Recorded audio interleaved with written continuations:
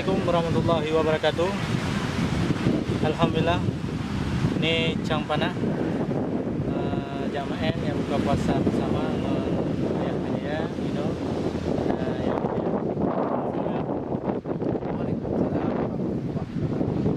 Ini dalam kegiatan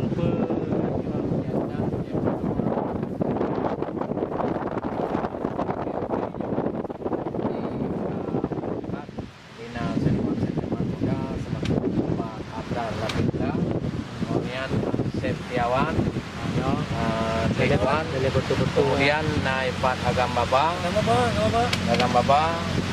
ya. Jadi kamu mandumnya untuk membakat membawa baki ukurannya tentang seni-seni Aceh, karena seniman-seniman muda yang boleh budaya nanti. Jadi mudah-mudahan ukuran yang kamu mengajarnya bagi rahmat dari Allah Subhanahu Wa Taala. Ini aku buka puasa di Melaut dalam lupa. Terima kasih. Ya, terima kasih ayah. Assalamualaikum. Waalaikumsalam warahmatullahi wabarakatuh.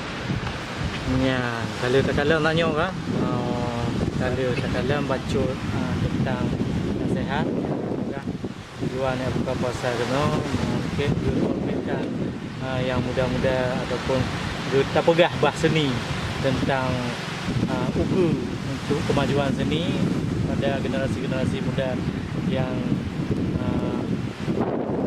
akan datang. Mudah-mudahan bermanfaat bagi penonton. Assalamualaikum warahmatullahi wabarakatuh.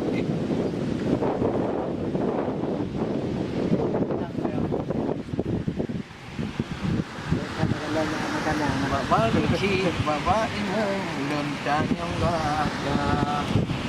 Ini punya anak tu.